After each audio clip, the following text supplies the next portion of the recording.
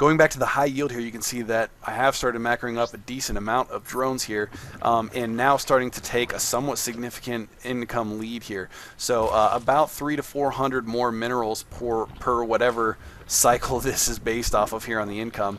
And of course throwing down the 2 more Vespene geysers, which I already have a slight advantage in that as well, so that is going to increase too. 13 does have both of his assimilators up, but it looks like he only has 2 probes in the one on the left here instead of 3.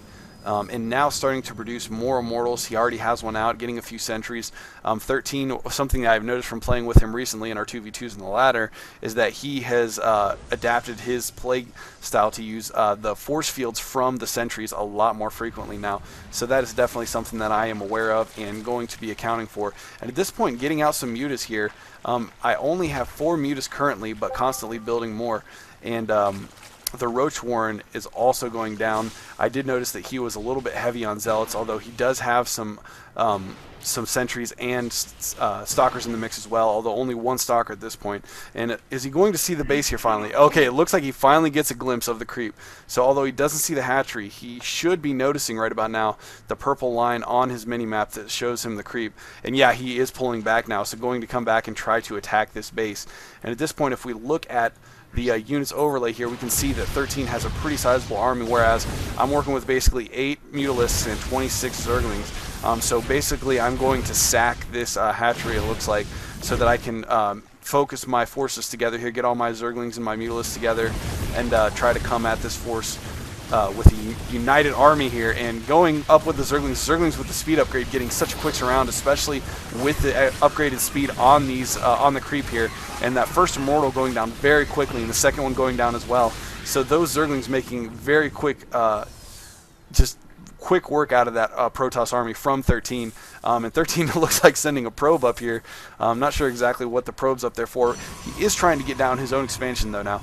And it looks like he started warping in more units in his base. He has 4 Zealots and 3 Stalkers sitting there right now. And these Mutalisks are going to come up and try to do some more damage here. It looks like only 1 cannon defending the mineral line of 13 in his main base right now. Although he does have a few Stalkers here. Folks firing down that first cannon and backing off because there are 3 Stalkers there and 3 more being warped in. So that's not going to be enough Mutalisks. Although 2 more coming over right now. And managing to focus fire down 1 of the Mutalisks, and 1 Stalker looks like has gone down, and these 2 are weak as well. 1 more Stalker goes down, and there is some furious fighting between the Mutalisks and Stalkers right now, both frantically trying to focus fire one another down. And if we take a look on the production overlay, constantly cranking out more Mutalisks. It looks like 3 more hatching right now. And 13 bringing in some more Stalkers right now as well, and trying to get up some more cannons. Unfortunately, he does not have a whole lot of anti-air, so at this point just trying to abuse the anti-air advantage, or disadvantage rather, that he is at, since he only has a handful of Stalkers and a couple of cannons. And of course, cannons being stationary defense are not able to move out and attack my Mutalisks once they are able to pull out.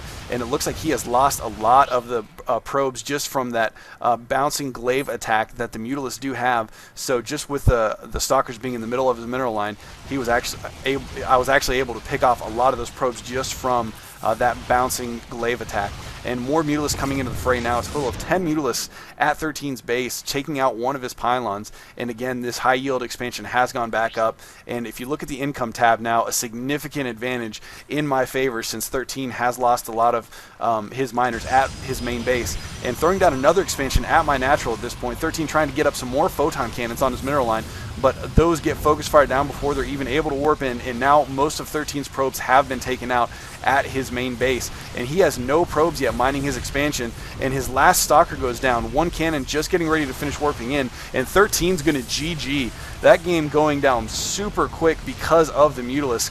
I did want to mention too, one quick thing as far as the build order that I did here. I do like to use that Zergling Mutalisk combo against Protoss players if you can get the right unit mix, because the way that sentries and stalkers attack in the Protoss army, they are very, very weak against Zerglings, but they are necessary for the anti-air to take down Mutalisks.